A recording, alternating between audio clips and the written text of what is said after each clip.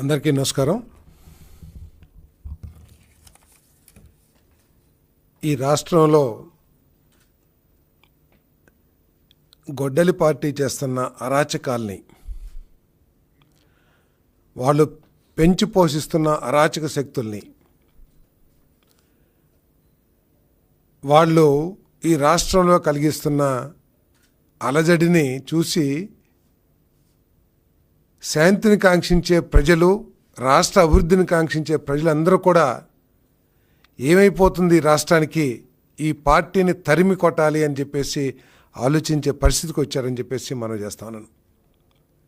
ఒక పక్క చంద్రబాబు నాయుడు గారి నాయకత్వంలోని కూటమి ప్రభుత్వం మన పిల్లల కోసం, మన పిల్లల బంగారు భవిష్యత్తు కోసం మార్గం సుగమం చేయాలి, దానికి కావాల్సిన ఎకో సిస్టమ్ ఏర్పాటు చేయాలని చెప్పేసి అహర్నిశలు కృషి చేస్తాం. ఇంకో పక్క ప్రతిపక్షంగా చెప్పబడే గొడ్డలి పార్టీ వైఎస్ఆర్సీపీ 5 సంవత్సరాల్లో చేసింది చెప్పుకోవటానికి ఏమీ లేక యువతని రౌడీజం వైపు ప్రోత్సహిస్తూ,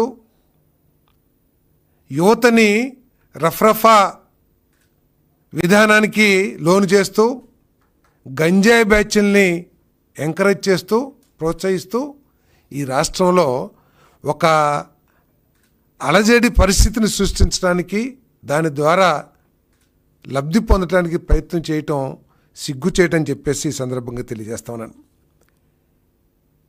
ఏ విధంగా అయిపోయిందంటే ఈరోజు వైఎస్ఆర్ కాంగ్రెస్ పార్టీలో ప్రజలకు సేవ చేయటం కాదు, జనరల్గా ఏంటంటే మనం చాలా సంవత్సరాల నుంచి చూస్తూ ఉన్నాం, ఏ రాజకీయ పార్టీలైనా సరే సమాజంలో ఎవరు ప్రజల కోసం కష్టపడతారో, ప్రజలకి మంచి చేయటానికి తాపత్రయపడతారో అటువంటి వాళ్ళు ప్రోత్సహించి వాళ్ళని రాజకీయ నాయకులుగా తీర్చిదిద్దే వాతావరణం ఇన్ని దశాబ్దాలు కూడా మనం ఈ దేశంలో, ఈ రాష్ట్రంలో, మన ఆంధ్రప్రదేశ్ రాష్ట్రంలో చూసాం. కానీ ఈరోజు గొడ్డలి పార్టీలో కొనసాగాలంటే ప్రజలకి సేవ చేయటం కాదు, అరాజకం చేయటమే అర్హతగా ఈరోజు ఆ పార్టీలో నాయకులందరూ కూడా భావించే పరిస్థితి వచ్చిందని చెప్పేసి మనం చేస్తాను. ఈరోజు జగన్మోహన్ రెడ్డి గారి దృష్టి ఆకర్షించాలంటే అరాచకాలు సృష్టించి, చట్ట వ్యతిరేక కార్యక్రమాలు చేసి, విధ్వంసాలని, కులాల మధ్య తగాదాలని ప్రోత్సహించి సమాజంలో ఒక చీలిక తీసుకొచ్చే వాళ్ళే గుర్తింపు పొందే పరిస్థితి ఈరోజు ఆ పార్టీలో ఉందని చెప్పేసి నేను మనం చేస్తాను. నేరాలు చేస్తారు, ఘోరాలు చేస్తారు.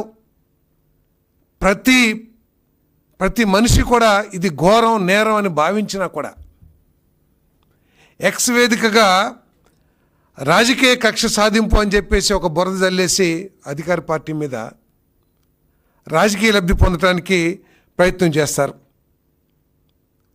అసలు అక్కడ ఏం జరిగింది, అది కరెక్టా కాదా అని వివక్షత లేకోకుండా, విచక్షణ జ్ఞానం లేకోకుండా, మన పార్టీ వాడు ఏం చేసినా సరే అది ఒప్పే అని చెప్పేసే విధంగా ఎక్స్ వేదికగా చేసుకుని రాజకీయ కక్ష అని చెప్పేసి తప్పించుకోవటానికి, రాజకీయ కక్ష సాధింపు చేస్తున్నారని తప్పించుకోవడానికి ప్రయత్నం చేస్తున్నారని చెప్పేసి మనం చేస్తాం. తప్పు చేసి దొరికిపోయాక బాధితుడిగా ఒక గుర్తింపు తీసుకొచ్చి, ప్రజల్ని బాధితుడు గుర్తింపు తీసుకొచ్చి ప్రజల్ని మళ్ళీ మోసం చేయటానికి ప్రయత్నం చేయటం, ఇది చాలా ఘోరమైన పరిస్థితి రాష్ట్రంలో ఈ వైఎస్ఆర్సీపీ మూలంగా మరి జరుగుతుందని చెప్పేసి మనం చేస్తాను. వాళ్ళు ఎన్ని డ్రామాలు వేసినా, ఎన్ని నాటకాలు వేసినా, ఎంతో అనుభవజ్ఞం కలిగిన చంద్రబాబు నాయుడు గారి నాయకత్వంలో ఇటువంటి అరాచక శక్తుల్ని కోకటి వేళ్లతో పెకిలించి వేస్తా, చట్టం తన పని తాను చేసుకుపోతుందని చెప్పేసి కూడా ఈ సందర్భంగా తెలియజేస్తూ, మొన్న శ్రీకాకుళం జిల్లాలో ఒక అలజడి, అంటే ఈ పార్టీకి రోజు ఏదో ఒక అలజడి వాతావరణం ఉంటే కానీ ఆయన నిద్రపోడేమో అనిపిస్తూ ఉంది. మొన్న ఒక పేదవాడు, నిరుపేదవాడు, గొర్రెల కాపరి, ప్రపంచంలో దేశాలన్నీ కూడా సగటు వయసును ఏ విధంగా పెంచాలి అని చెప్పేసి రీసెర్చ్ అంతా జరుగుతూ ఉంటే కొన్ని దేశాల్లో 80 సంవత్సరాలు లైఫ్ స్పాన్ ఉంది, కొన్ని దేశాల్లో 70 సంవత్సరాలు ఉంది. దీన్ని ఇంకా ఏ విధంగా పెంచాలని చెప్పేసి ప్రతి ఒక్కళ్ళు రీసెర్చ్ చేస్తూ ఉంటే, ఇక్కడ మాత్రం జగన్మోహన్ రెడ్డి గారికి పేదవాడు 44 సంవత్సరాలు బతికితే చాలు, 44 సంవత్సరాలకు చనిపోతే ఏమైపోయిద్ది అనే భావన ప్రకటించాడంటే ఆ వ్యక్తి యొక్క మానసిక పరిస్థితి ఏమిటి, ఆలోచన పరిస్థితి ఏమిటో కూడా ఒకసారి ఆలోచించామని చెప్పేసి మనం చేస్తాం. ఆ నాయకుడికి పేదవాడి ప్రాణం పట్ల ఉన్న విలువ ఏంటో కూడా ఈ రాష్ట్రంలోని పేదవాళ్ళందరూ కూడా ఆలోచించాలని చెప్పేసి కూడా నేను మనం చేస్తాను. మళ్ళీ నిన్న సాక్షాత్తు వైఎస్ఆర్ కాంగ్రెస్ పార్టీ ఎమ్మెల్యే ఇద్దరు వ్యక్తులు, ఒకళ్ళు తెలుగుదేశం పార్టీ, తర్వాత ఇంకొకళ్ళు వైఎస్ఆర్సీపీ పార్టీ. వైఎస్ఆర్సీపీ శాసనసభ్యుడు అక్కడ చేస్తున్న అక్రమ క్వారీయింగ్కి సంబంధించి టెలిఫోన్లో ఒక వివాదం జరిగితే చట్టం అంటే భయం లేకోకుండా సమాజంలో చీకొడతారని కూడా ఆలోచన లేకోకుండా సాక్షాత్తు శాసనసభ్యుడే వెళ్ళి ఒక పేద కుటుంబం మీద, ఒక దళితుడు కుటుంబం మీద, ఒక బలహీన వర్గం వాడి కుటుంబం మీద ఏ విధంగా దౌర్జన్యం చేశారు ఈరోజు ప్రజలందరూ కూడా ఆలోచించాల్సిన అవసరం ఉందని చెప్పేసి మనం చేస్తాను. ఒక శాసనసభ్యుడు తన మోకలతో, తన రౌడీ గ్యాంగులతో వెళ్ళి ఒక దళితుడి ఇంటి మీద, ఒక బలహీన వర్గాడి ఇంటి మీద పడితే ఆ బలహీనుడు, ఆ దళితుడు వాళ్ళని అడ్డుకోగలరా, వాళ్ళ నుంచి తప్పించుకోగలరా అని చెప్పేసి నేను ప్రశ్నిస్తా ఉన్నాను. అంటే మీ అధికారాన్ని, మీ బలాన్ని, మీ అహంకారాన్ని దళితుల్ని, బలహీన వర్గాల మీద చూపించి పెత్తనం చేస్తానికి ప్రయత్నం చేస్తున్నారని చెప్పేసి కూడా నేను అడుగుతా ఉన్నాను. నేను శ్రీకాకుళంలో మొన్న ఒక దుశ్శాసన పర్వం, ఒక మహిళా ఎస్ఐని తనను తాను రక్షించుకోవాల్సిన పరిస్థితి వైఎస్ఆర్ కాంగ్రెస్ పార్టీ కలిగించింది. ఒక మహిళా సిఐని ఏ విధంగా తమ నీచమైన ప్రవృత్తితో ఏ విధంగా మహిళా సిఐని అవమానం చేశారో, ఇబ్బంది పెట్టారో మనందరం కూడా చూసాం. మళ్ళీ కర్నూలు జిల్లాలో మళ్ళొక దుశ్శాసన పర్వం, సాక్షాత్తు శాసనసభ్యుడు మోక వెళ్ళి దళితుడింట్లో వంట చేసుకుంటున్న ఆ సోదరిని, దళిత సోదరిని బట్టలు చింపి ఏ విధంగా నీచాతి ఘోరానికి పాల్పడ్డారో ఒకసారి ప్రజలందరూ కూడా అర్థం చేసుకోవాలని చెప్పేసి మనం చేస్తాను. ఒక పేపర్ రాస్తుంది ఎమ్మెల్యే గారి తమ్ముడి చేతికి ఏదో ఫ్రాక్చర్ జరిగిందని. అయ్యా, నేను ఒకటి మనవి చేస్తా ఉన్నాను, అది మీరు చేసిన దుశ్శాసన పర్వం మూలంగానే ఏం జరిగిందో అక్కడ పోలీసులు తప్పకుండా చర్య తీసుకుంటారు.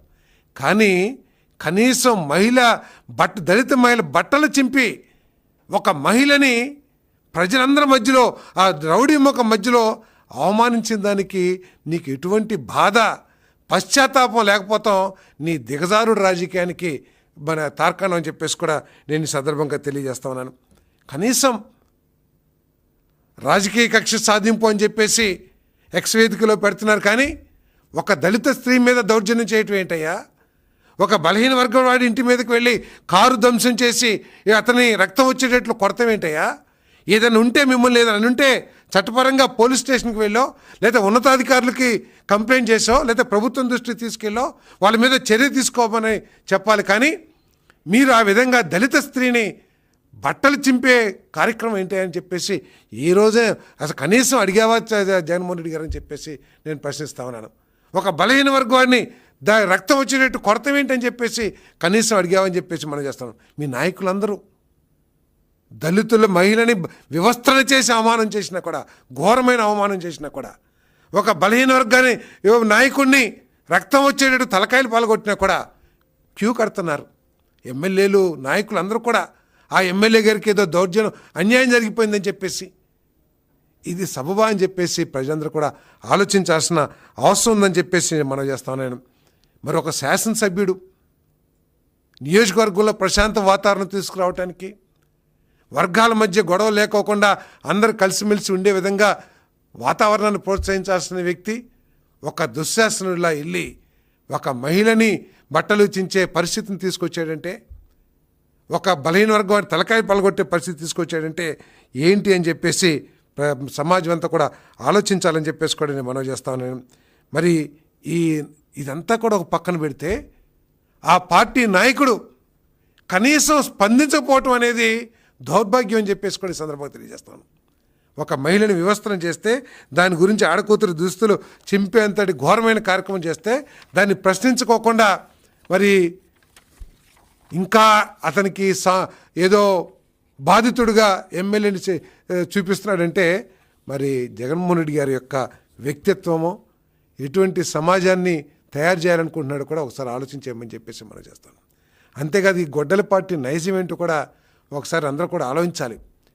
ఎవరైనా ఇప్పుడు ప్రజలు అసలు ఈ రాష్ట్రంలో ఏమి అభివృద్ధి జరగాలి, ఏమి జరుగుతుంది అనే దాని మీద దృష్టి పెట్టుకోకుండా వారి దృష్టి మా పిల్లల భవిష్యత్తు ఏంటి, మా పిల్లల భవిష్యత్తుకి ప్రభుత్వం ఏం చేస్తుంది, ప్రభుత్వం ఏం చేయాలి అనే ఆలోచన కూడా చేసుకునే అవకాశం లేకుండా ఆ దృష్టిని మరల్చడానికి ప్రతిరోజు ఒక అరాచకం, ప్రతిరోజు ఒక దౌర్జన్యం, ఎవడొకరిని కొడతామో లేకపోతే ఎవరినొకరిని చంపటమో ఏదో కార్యక్రమం చేసి ప్రజల దృష్టిని మరల్చడానికి ప్రయత్నం చేస్తుందని చెప్పేసి మనం చేస్తాం. ఒకళ్ళు కిడ్నాప్ చేస్తారు వైసీపీ నాయకులు, ఇంకొకళ్ళు సాక్ష్యాల్ని తారుమారు చేస్తారు, ఇంకొకళ్ళు మహిళా ఎస్ఐని నీచంగా అవమానం చేస్తారు ప్రజల మధ్యలో, ఇంకొకళ్ళు సొంత చెల్లి అయినా కూడా అసభ్యంగా మాట్లాడి మహిళా లోకానికే అవమానం చేసేటట్టు చేస్తారు. అయినా కూడా నాయకుడి దగ్గర నుంచి స్పందన ఏమి ఉండదని చెప్పేసి మనం చేస్తాను. ఇంకొకళ్ళు మహిళా హోంమంత్రిని నాయకులు ఏదో కార్యకర్త రోడ్డు మీద ఏదో మాట్లాడంటే ఒకటి, నాయకుడు మంత్రిగా చేసిన వ్యక్తులు ఆ స్థాయి వ్యక్తులు కూడా ఒక మహిళా హోమ్ మినిస్టర్ని ఇష్టం వచ్చేట్టు మాట్లాడతారు. మనందరం కూడా గౌరవించుకోవాల్సిన పదవి ముఖ్యమంత్రి పదవి. ఆ ముఖ్యమంత్రి స్థానంలో ఎవరున్నా కూడా ఆ స్థానానికి మనందరం కూడా గౌరవించాలి, ఏ పార్టీ అయినా సరే. ముఖ్యమంత్రి గారిని ఇష్టం వచ్చినట్టు బూతులతో తిడతారు, దళిత వాడల్లో ఇళ్లలోకి చొరబడి మహిళల్ని కించపరిచి మహిళలు బట్టలు చించే స్థాయికి దిగజారుతారు. అయినా కూడా ఆ నాయకుడి నుంచి స్పందన కానీ లేదు, ఇటువంటి రాజకీయాలను ఆపపోతే మీ మీద చర్యలు తీసుకుంటానని చెప్పేసి ఎక్కడా మాట్లాడరు. మరి ఘోరంగా చీకొట్టినా కూడా ప్రజలు ఇంకా బుద్ధి రాకపోతే ఏంటో ఒకసారి ఆలోచన చేయాలని చెప్పేసి మనం చేస్తాను. ఇంకో పక్క ముఖ్యమంత్రి గారు ఏ శాసనసభ్యుడైనా సరే తప్పు చేస్తే అందరి మధ్యలో నువ్వు తప్పు చేస్తున్నావు, నువ్వు మార్చుకో నీ పద్ధతిని, ప్రజలకు సేవ చెయ్యి, ప్రజల దగ్గరికి సత్ప్రవర్తనతో వాళ్ళతో మంచిగా ఉండు అని చెప్పేసి ఒక పక్క ముఖ్యమంత్రి గారు తన సొంత శాసనసభ్యుల్ని మందలించే పరిస్థితి ఉంటే ఆ పార్టీ గొడ్డల పార్టీ ఏం చేస్తుందో కూడా ఒకసారి ఆలోచించేయమని చెప్పేసి మనం చేస్తాను. ఇదే అవకాశంగా తీసుకుని జగన్మోహన్ రెడ్డి గారి ఆలోచన విధానాన్ని, ఆయన నైజాన్ని ఆసరాగా చేసుకుని వైఎస్ఆర్సీపీ మోకలన్నీ కూడా రెచ్చిపోతున్నాయి. చట్టాన్ని గౌరవించుకోకుండా ఏం చేసినా మాకు బాధ లేదు, మా నాయకుడు ఉన్నాడు, మా నాయకుడు వెనకాలేసుకొస్తాడని చెప్పేసి మరి గొడవలు రేపటమే నైజంగా మార్చుకుంది వైఎస్ఆర్సీపీ అని చెప్పేసి కూడా నేను ఈ సందర్భంగా మనం చేస్తాను. అంతేకాదు ఎక్కడన్నా తప్పు పని చేస్తే సిగ్గుపడతారు. తప్పు చేసి ప్రజల్లోకి వెళ్ళాలంటే కొడతారని తలదించుకుని వెళ్తారు. మహిళలు బట్టలు చించినా, మహిళల్ని నీచంగా అవమానించినా అదొక మెడల్గా భావించి వాళ్ళంతా కూడా పెట్టరేగిపోతున్నారు ఈ సమాజాన్ని పాడు చేయటానికి అని చెప్పేసి కూడా నేను ఈ సందర్భంగా తెలియజేస్తా ఉన్నాను. మరి అంతేకాదు వాళ్ళేమో దౌర్జన్యాలు చేస్తారు, కిడ్నాపులు చేస్తారు, లేకపోతే అరాచక శక్తుల్ని పెంచి పోషిస్తారు, గంజాయి బ్యాచ్ల్ని లేకపోతే క్రిమినలైజేషన్ చేస్తూ ఉంటారు. అటువంటి శక్తుల మీద చట్టపరంగా చర్యలు తీసుకుంటే, వాళ్ళు చేసిన తప్పులు ప్రజల కళ్ళకి కట్టినట్టు కనపడుతున్నప్పుడు పోలీసులు చర్యలు తీసుకుంటే ఈ కూటమి ప్రభుత్వం ప్రతిపక్షం మీద దాడి చేస్తుంది, రాజకీయ కక్షలకి తెగబడుతుంది అని చెప్పేసి ఒక మాట మాట్లాడేసి తప్పించుకోవడానికి ప్రయత్నం చేయటం ఈ ప్రజలందరూ కూడా ఆలోచించాలి.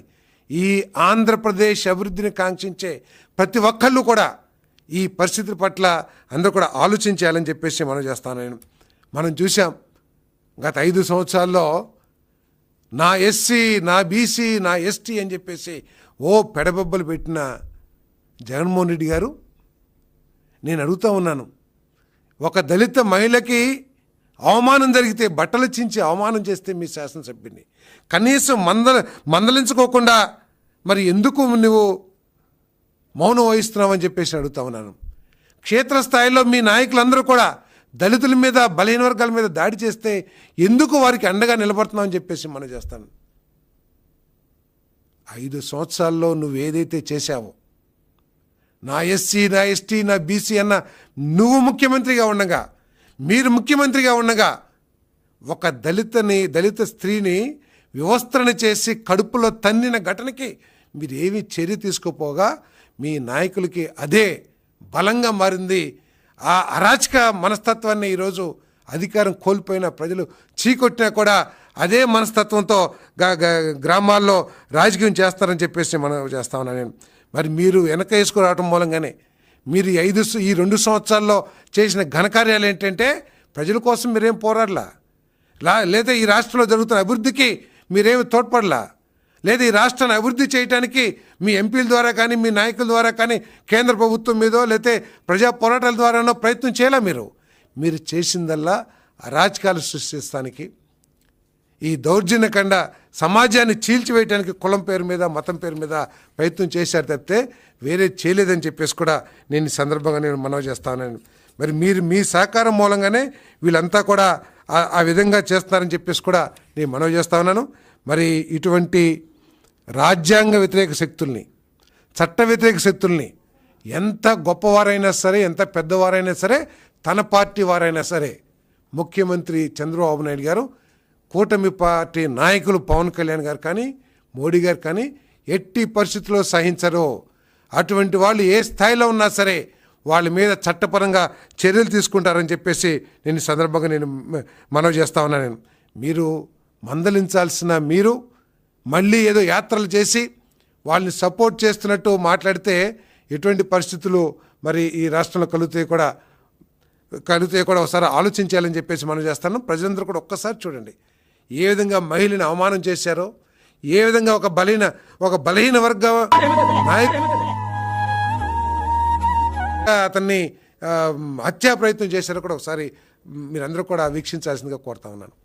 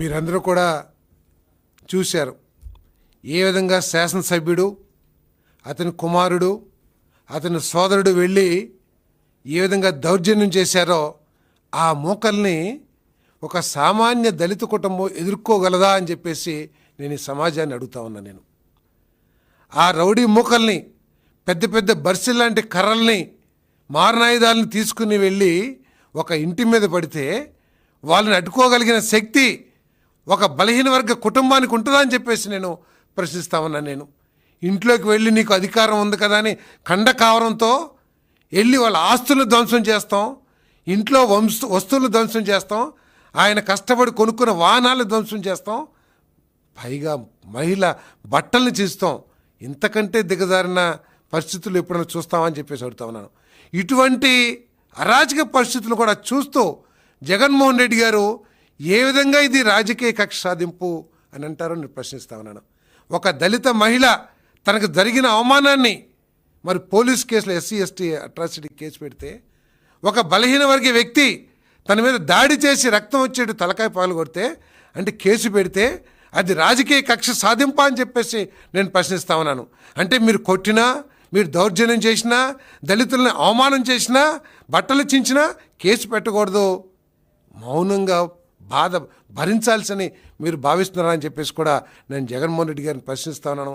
ఇప్పటికైనా సరే మీరు బుద్ధి మార్చుకుని ఈ దళితుల మీద, బలహీన వర్గాల మీద దాడిని మీరు ఆపకపోతే వీరి కోపాగ్నికి మీరు మసైపోవాల్సిన రోజు కూడా దగ్గరలో ఉందని చెప్పేసి కూడా నేను మనవి చేస్తా ఉన్నాను.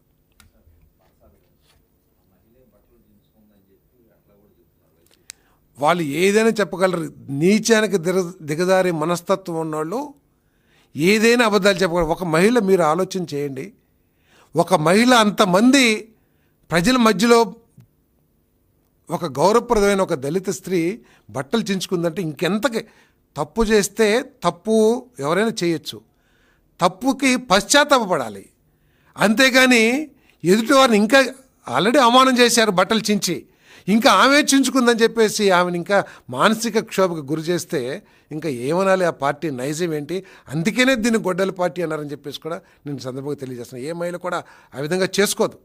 ప్రజల మధ్యలో ఆ విధంగా చించుకొని చూపించుకోవాల్సినంత అవసరం. గౌరవప్రదం అంటే దళితులంటే చిన్న చూపు, దళిత మహిళలంటే అవమానకరమైన చూపు వాళ్ళకు ఉంది కాబట్టి ఇటువంటి వాదనలన్నీ కూడా తీసుకొస్తారు.